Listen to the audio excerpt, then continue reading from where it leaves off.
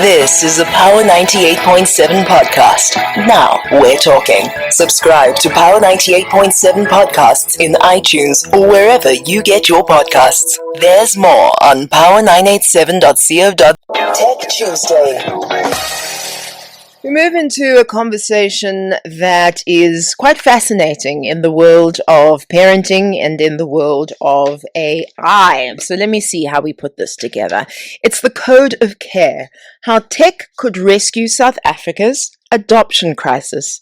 Human-centered AI advocate Johan Steyn joins us as we talk about heart and hardware, right? The softness of our hearts and the softness of the software. Adoption in South Africa. Now, here's the stats. Over 1.8 million children in South Africa are in need of adoption. That is staggering. Fewer than 1,500 formal adoptions take place. That gap is unbelievable. The process is long. It's emotionally taxing. It's buried under mountains of paperwork and red tape. And so if we were to bring technology into the adoption process, artificial intelligence, digital ID systems, centralized platforms, could that help to cut through the chaos while keeping compassion at the center, but also really doing an excellent background check on whoever these children are going to be given to? Let's speak about a personal story. I think one of the only people we know who understands both sides of this perfectly.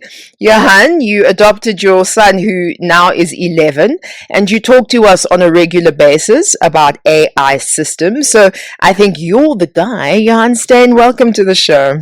Oh, Pabi, it's always such a pleasure to speak with you. And this is, for me, the most important conversation we've ever had, I think. Yeah, I think it's very special to you because you do talk about the process and bringing on someone who you can love with all your heart, who is your son. Do you want to take us back to 11 years ago?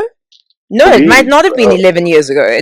When did you meet him? Yeah, it's about 10 and a half years ago. So he's 11 now, but he was a year and a half then. Right. First, let me say, I'm not an adoption expert or a social worker. Okay.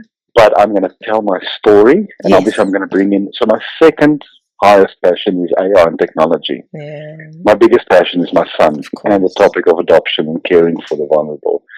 So it is a story I love speaking about. There are so many misconceptions. It's a very personal journey, and people who don't want to adopt, because it's massively personal, no judgment. I do know, because I've met people over the years who would have adopted if they only managed their misconceptions through information. Mm-hmm. So my former wife and I, we lived in England for a few years. We came back to start a family, and because our plan was always to come back. And then after a year or two, maybe we need some tests done, and then we realized there was infertility from my side in particular. Right. Then we went through all the options, eventually did 2 IVFs, in vitro fertilizations, 60,000 rand a pop. Very few people can do that. Almost bankrupted me. Yeah. And then it didn't work, which is a hugely emotional process, which you feel like a failure. It doesn't work. And then we went through 8 donor insemination sessions, which is what an interesting journey that is. And it also didn't work for a number of reasons. But it is interesting. We always spoke about adoption as an option from the start when we met. And then it was the only option. And the saving grace for us is that we found a wonderful social worker. Because there are a lot of fly-by-night, money-making organizations out there. I know many people who went through adoption, adopted the child, but because the process wasn't followed, they had to give the child up again. Now imagine that heartache after a year or two. Sorry, the child, you didn't tick all the legal boxes.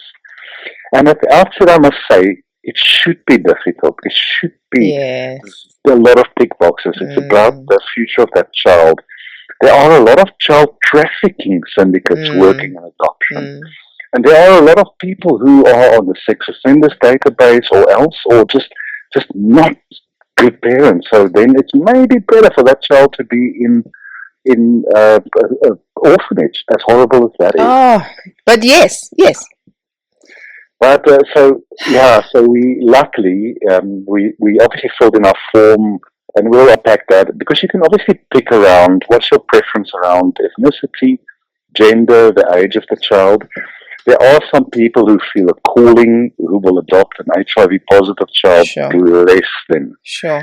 That's not what we wanted to do, and I don't feel bad about that. And then they eventually... Is anyone making you feel bad about that, Johan? No, they shouldn't. All I'm saying is I didn't want to do that because I didn't feel like we should do it. We wanted to adopt a child who's as healthy as possible. Yes. But I know a lot of people who are on pension and older who adopt children, and I think they need a specific seat, first-class seat in heaven. They're wonderful people, but that's not what we wanted to do. Yes, for sure. And then we went through the process, which we'll obviously unpack, which was complex, which it should be, as I said. And then we eventually, one day we kind of gave up on it because it does take time. And then we got this call saying, a mother chose your profile because you submit a profile.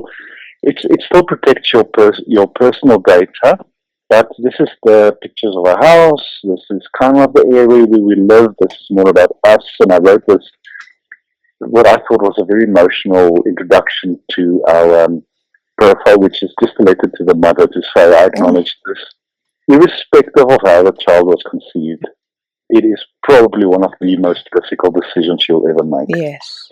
But we, even though this child didn't come from our womb, he or she came from, and as Christians we believe, from God. As a little Moses drifting down the river in a basket. And and then all the other things around. It's a cross-cultural adoption, cross-ethnicity adoption in our country that brings other challenges and perceptions from family and others. But the one thing I worried about is, what if this child doesn't feel like he's my child? Because he doesn't look like me and he's not from my ethnicity. And I can honestly tell you, and this is my view because others might experience differently, from day one, when I met that child the first time, up until now, he is my blood and my soul. And you know what I often say, Pabi? A sperm does not make a father. And a lot of men are sperm donors and then they leave. I might not have given my ethnicity to this child because I couldn't. But that's 1% of being a father and a parent. He is my everything. And yes, like all parents, I want to slap him on the head every now and then. Of course. But the joy after all those horrible years of infertility treatment and the like, to have a child, not for me personally, it is amazing. And he is an incredible kid. It's a gift from God. But it's complex, and yes, tech can help, like we will talk about, Pabi, but there are a lot of people who don't want to adopt for various reasons, especially cross-culture. It's complex. But I would love for people who might consider it to dispel some of their fears and misconceptions.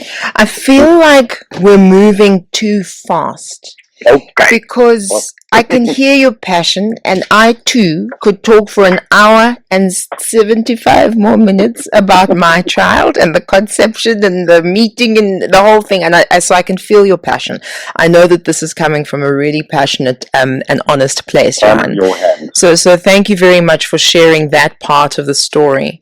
And if we reverse a little bit to the forms that you had to fill, because that's part of what informs the conversation we're going to have today. So what was that admin process like? It is elaborate and for a good reason, and that's again where automation and technology can help, because it moves so slow. You know, they say when a child is 3 years or older, he or she is typically unadoptable, meaning there are not many people who will adopt a child who is 5 or 6 or a teenager. Because they come with a lot of baggage, and we all do. But if it's an abused child, if it's somebody who's been on drugs when they were 16, I don't know if people will easily adopt that child. But the first thing is to find a good agency. Now, a lot of people can't afford it, and there are elements within the government and the Department of Social Work that can help you. Uh, the one thing that people think is if I'm a single parent, I can't adopt. You absolutely can. My sister did. She's got two beautiful children that she's adopted as a single parent. Also, that you have to have a great house and you have to be rich. Not at all. Remember, even if you live in a shack, but you can provide security and the basic needs and love for that child, you are an eligible candidate for adoption. So first thing is find a good agency or a social worker. Then they obviously screen you. They come to your house to see, do you know what school you'll send them one day? Is it a safe environment? Is there gender-based violence? Obviously, you don't want to bring a child into that. Yeah. The big thing they do is they check whether you are on the sexual offenders register, because you certainly don't want to send the child there. A lot of legal checks. Yeah. And then eventually, if you go through that, they place you on the register. And then they match you. And this is the great thing where you give your preferences. Because again, it's a highly personal decision. What gender, what race, what age. Obviously, the more picky you are, the longer it will take.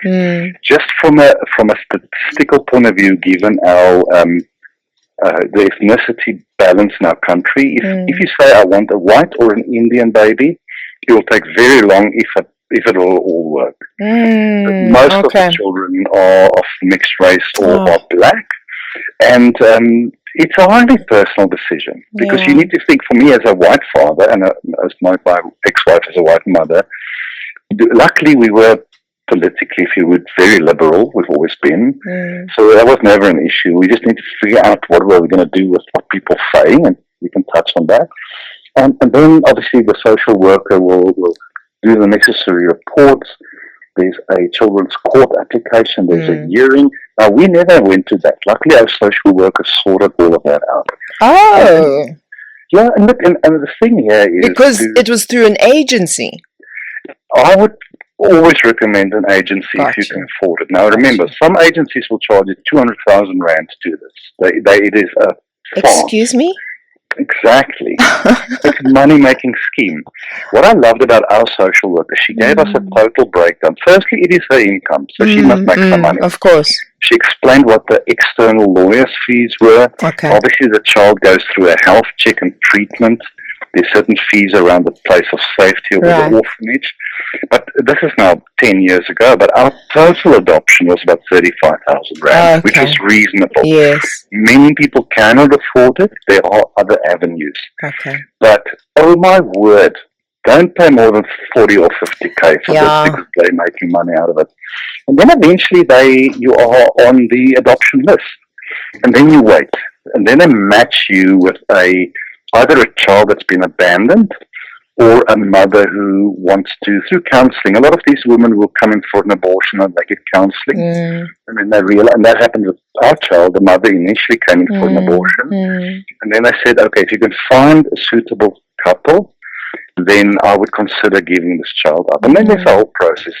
And Pabi, you know, it's what I do love, and this is very frustrating, but the biological parents, and I'll just quickly remember, the biological father and mother have the same rights on that child. They also need to both give consent. Now, most of the time, the dad is gone or missing, or no one knows where he is. So it's the mother making the choice. But she has a 60 days cool down period. So she might have decided, okay, I'll give this child up to this couple. Why I think, even though it's frustrating for us, we don't understand the pressure that some women are from a community, from our elders, from maybe a church point of view, a family point of view, to give up that child. And what if 2 or 3 weeks later she says, I want the child back? That's primarily her right. So what I was glad for, a lot of agencies will, the moment you sign the forms and the mother give up the child, they'll place the kid with you immediately. Right, I was about to ask. But now what if 2 weeks later you need to give the kid back? I mean, that'll kill you. So we waited the 2 months. We went to visit him every 3 days.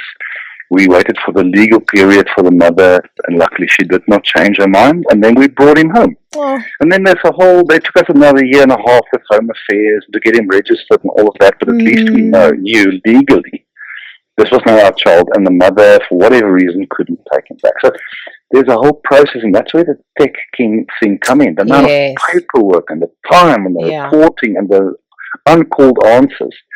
I also think that's what makes some people give up on adoption. It's just document-wise and time-wise too emotionally difficult and Yeah. just administratively impossible almost. It sounds that way. It sounds incredibly more difficult than doing it the quote-unquote natural way, right? Because that just happens. Hello, there's a baby. But this also, I suppose, gives you a lot more time to really think about whether you desperately really want to love this new baby in your home, right? It gives you more time to really think it through, and I think that that's very important. And there was something else I was about to say that's very important that I can't necessarily remember right now. Yeah. Oh yes, here it is. So we had an expert on from one of the departments that looks after abandoned children and orphanages, etc. And we asked about adoption, and she said that the cutoff age for adoption is 45 in South Africa. And just touching back on what you said, Johan, that and I know you also said you're not an adoption expert, but you know, if somebody is in their 60s and they feel that they have life vigor and means to take care of children, but the cutoff age is 45 in South Africa. I mean, do you have a view on that? Pabi, are you saying so the people adopting parents to be must be 45 or younger? Yes, Johan, you cannot adopt me, but I... But yes, they're saying parents up to the age of 45. Yeah, I don't know. Okay. It would be sad if that's the rule, because we live longer. A lot of people in their 60s and 70s are vigorous and full of life. So I can't comment on it. It would be sad if that is the law. Yeah. Because I do think there are people who are older or even on pension, and if they tick the boxes, who would make probably better parents than we did when we were 20. I'm not sure. It would be sad if it's the truth. I'll do some more research, but yes, this was a person who was in the industry and told us that. But of course, you know, the more research and maybe through different adoption agencies, better or different information will come up. We're talking about, in a very interesting way, how tech can rescue South Africa's adoption crisis. So let's look at these numbers again. Over 1.8 million children are in need of adoption, but fewer than 1,500 formal adoptions take place each year. And it's a lot about the process, about the waiting periods, about the red tape, and about how the organizations themselves are buried under mountains of paperwork. South Africa also has seen adoption rates plummet more than 60% since 2004, with formal adoptions dropping around 3,000 in that year and by 1,500 by 2020. So in that same period, we also know that thousands of children have been abandoned each year. So how do we bring tech into the conversation to help us to bridge that gap and to make better decisions or ease of decisions moving forward in South Africa? And Johan Steyn is with us, artificial intelligence advocate and expert who fits really perfectly in this conversation about the code of care and how tech could rescue South Africa's adoption crisis. Yes, 11 years ago we may not have had the AI capabilities that we do now. So now, how could it help the process? So Pabi, what I was saying, firstly I think to the parents or mother who is thinking about abortion or giving her child up, to give information. How does it work? What is the process? Because remember, there's a lot of misinformation and every person will give their opinion. So empowering the people and the mother in particular who's looking at giving the child up. Equally, giving information to people who are looking at adopting, because Our experience was to find out how it works, what the law says, what can go wrong. It was a mission, even though we Mm. had a good social worker. I think the biggest thing that we thought, and that people still ask me today, is the biological mother still involved? And I'm thinking, of course not. Legally, she can't. She doesn't have an idea where he is. I'm not even sure if she's alive. People fear that somebody's going to knock on your door and say, I want my child back, Okay. which might happen. So I think if technology can provide education, that could be a website, an app, but that gives you legal advice, but also counseling. Mm-hmm. It is such a, especially for that mother giving up her child. I mean, like I said in the beginning, Pabi, no matter how that child was conceived, and I don't even want to try and put myself in the place of somebody who was raped or was forced or whatever. Of course. But, I mean, it goes against basic human nature for a parent and a mother in particular to say this baby will be gone forever. But secondly, for potential adoptive parents, what is the process? What does the law say? And to give them information to especially avoid these fly-by-night money-making agencies that still exist and child trafficking agencies. That's where technology, that could be videos, it could be chatbots, etc. But then the whole administrative process, and again, like I said, it should be difficult because you have to want to make sure that child lands in the right home. Yeah. For us, it was the follow-ups, the calls have been answered, the emails have been answered. We have no idea where we are in the process. Okay. There can be so many mobile apps and others to tell you automatically where you are. Have you been approved? Is there a child that where a mother selects your profile? Yes. It's not even AI, it's basic platforms. The AI can play a lot of roles around assessing that. The AI can help us decide who are the best potential parents with human involvement. Mm-hmm. That experienced social worker who knows and who cares should be involved. But if you have 10,000 people who say we want to adopt, no human or team of humans can go through that. So, and then blockchain and other things which we can unpack, Pabi. But technology can play a role, but the place to start is educating us and getting the right information firsthand and avoiding all the fluff around it, I would say. So when we talk about digitizing adoption records and having those matches, possibly having a digital option to match, we also then may open up a can of worms with privacy, right?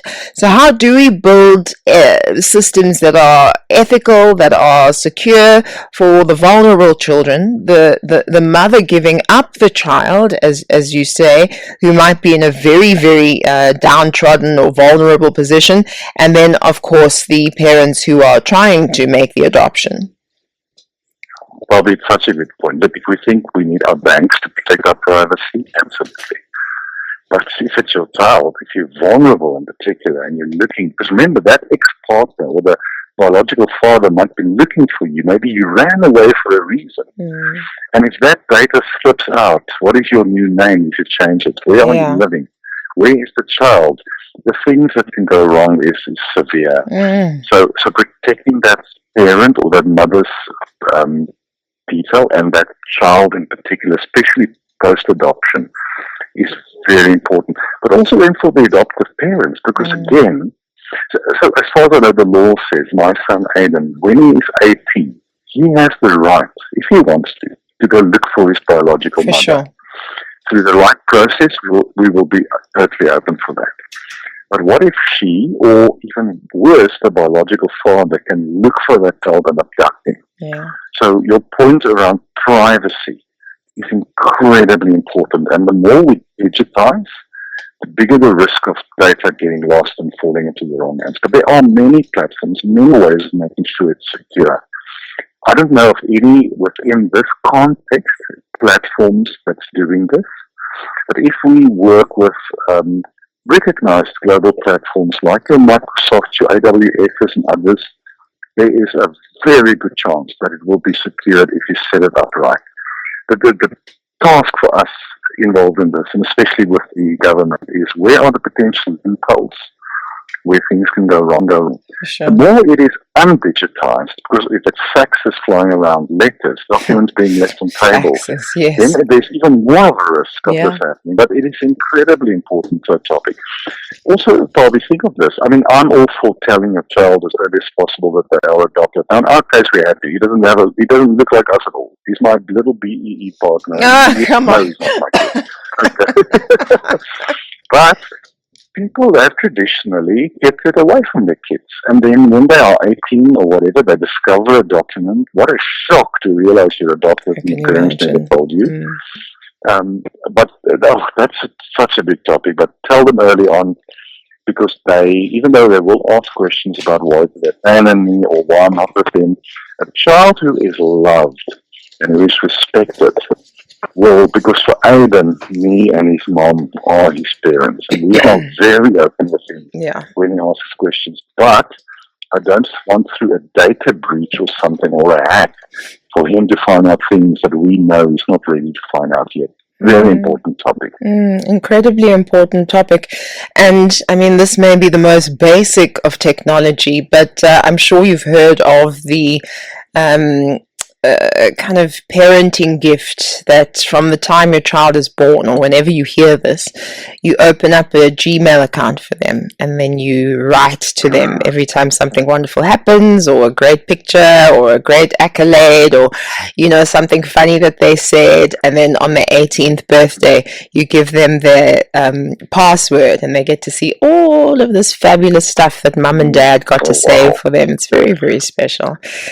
So talk to me about blockchain, because you mentioned it a bit earlier on. Blockchain and digital ID, they're buzzwords, but in your opinion, could they realistically help manage abandoned children's legal status and documents, Johan? Absolutely. Look, for blockchain, I think there's a lot more talk about it now. I see it being implemented. In financial services and in procurement, it can play a huge role, because it's really a way of having visibility on the whole process. Think of government procurement in our country. That is to a large extent quite corrupt at times. You don't know who received the RFP, who replied, whose cousin's aunt's son got the deal, etc. That's where blockchain gives that almost tamper-proof record to ensure that it is true and that it is done right. Blockchain, which again I think is somewhat theoretical, it's there, but we're not implementing it yet, but it probably would play a great role, because it gives transparency to the whole process for those who have access rights to view it. And then that removes the disputes, because I mean, you can adopt a child and then somebody teaches start claiming to be his or her mother. You have no idea whether that's actually the mother or not. Yeah.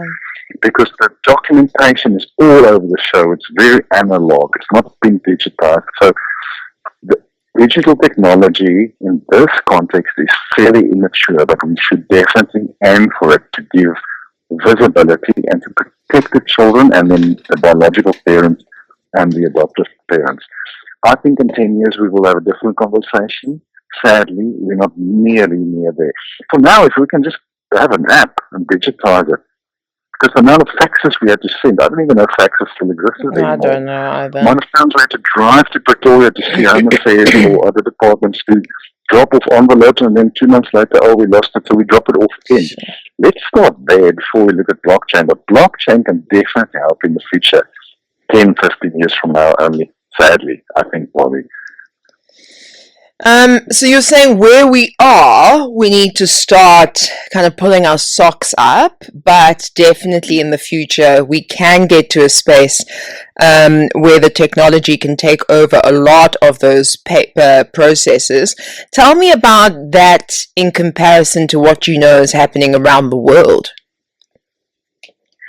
There are organizations, especially in Europe, aspects of North America, China, etc., where just because it's a more digitally mature economy or populace, where these kind of social services, and again, whether it is care for the elderly or other aspects, where it's a lot more efficient, the finances are there. And so our challenge is access to the right finance to make sure it is without corruption and that we serve the right people, but especially those who are vulnerable, and that's often people in underserved communities, not living in Sandton, you know, Yes, yes. who are super vulnerable because of that. And that brings us to, I mean, we can talk about AI till the cows come home. Yeah.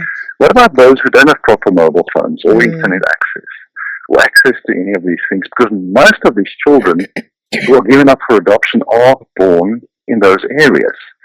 And it brings us to the digital divide question. And probably that's often what I say when I speak at, especially locally at kind of AI conferences. We can have armchair philosophical conversations about all the benefits and blah, blah, blah. I live in a great home. I'm safe. I've got a medical aid. I don't really ever wonder about what I'm going to eat at night. I represent 3% of this country. That's it.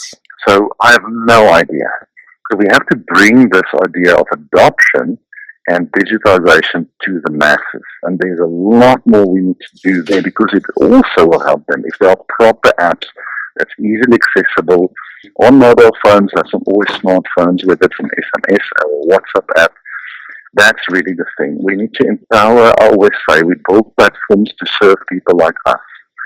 We need to build platforms that serve people who are not like us.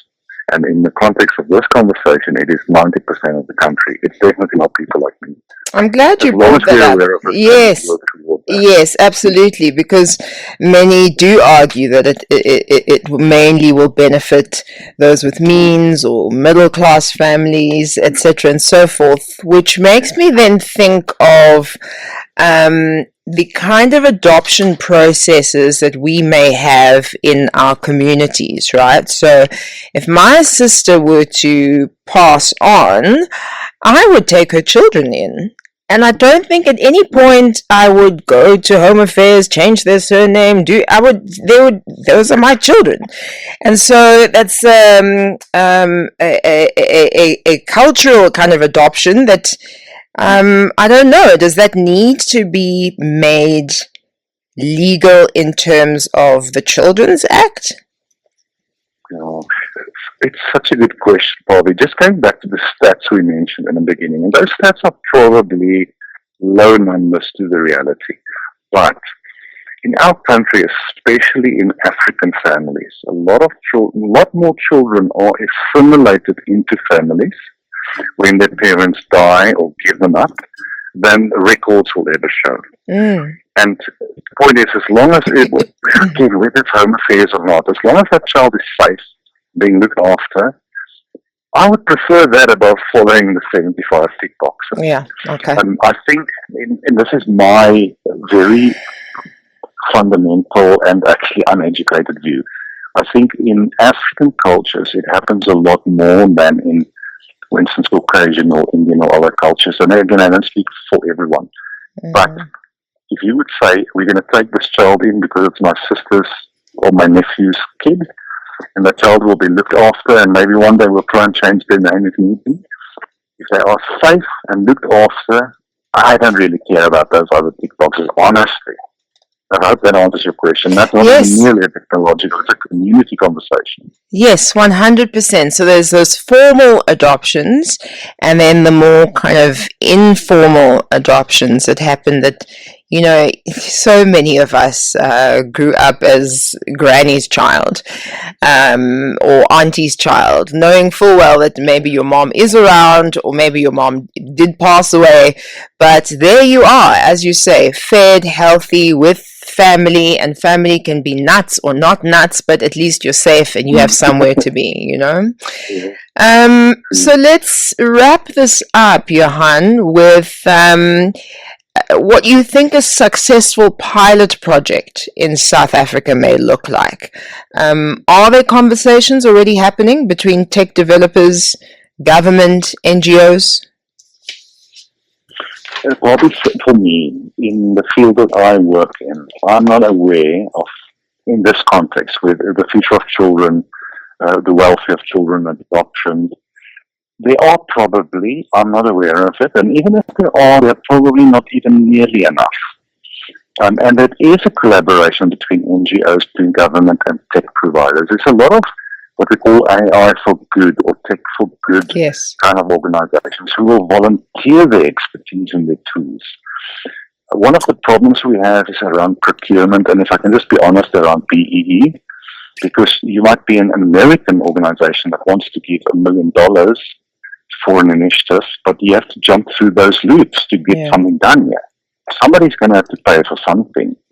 And I mean, that's a whole other topic. I think some people like the Bill and Melinda Gates Foundation, UNESCO and others are doing incredible things. I don't always think they see the return that they were hoping for. And this is not financial return. They are giving $1 million and they want to see 10,000 children being touched and their lives changed. And it's probably only 1,000. That's through inefficiencies and many other things. Yeah. I don't think there is a lack of will and a lack of funding to solve many of the problems in our country.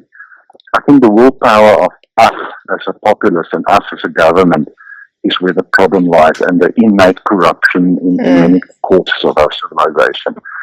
And ultimately, here we are talking about kids. That kid did not ask to be born from a rape or from a parent who didn't love them. One day when we stand in front of that big white throne, Pabi, we have a hell of a lot to answer for if we do anything from a selfish point of view that will negatively impact these children. To them belong the kingdom of God. This is my driving force. It is serious stuff. And we've got the means and we've got the tech to make it happen. Yeah. I never want to look back and say I could have done more. Sure.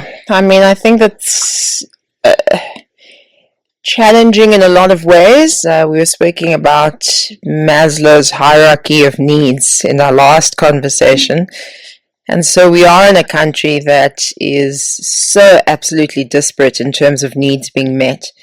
But if you are able to, and in any way that you are able to, adoption is just such an absolutely important process for us to really consider about saving and looking after future South Africans, future leaders of this country, as it were. Your final thought, Johan? Pabi, firstly, great to chat with you. Thank you. Remember, not only is the most important thing the wonderful future impact you have on that child, but the rewards that you get as an adoptive parent, the joys, the joys of seeing that little person grow and making mistakes and becoming mature and maybe getting children of themselves one day. There's literally no money in the world and or anything else that will make up for that. It's one of the most blessed and satisfying experience for those who believe they need to do it. But let's use tech, let's be more efficient. But just imagine you were lying 11 o'clock at night looking at the ceiling at an orphanage. What would it feel like? And no, you're already 5 or 6 or 10, no one will ever. And by 18, you need to leave. There's no more way to look after you. 8. We have a calling, 18. 18, of course. By 18, you're in the system. Yes, you're an adult. So I can't change the world, Pabi, but I changed one child's world. And I'm happy about that, but let's do good. We're a country of people mostly who want to do good. Adoption is a great way of doing it for those who feel they are called. I'm very happy that we had this conversation. It's more important than AI, all the other stuff we've ever spoken about. I think so, absolutely. Thank you so, so much. I mean, when we thought of a person who could talk to us about this, there was no better person. Johan Steyn is our human-centered AI advocate who, in our Tech Tuesday segment this afternoon, has been talking about how tech could rescue a lot of South Africa's adoption crises, which we understand 1.8 million children in need of adoption is an overwhelming figure, but then knowing that fewer than 1,500 formal adoptions are taking place every year it's staggering. And so to get through those mountains of paperwork and red tape, technology could be a very, very good fit.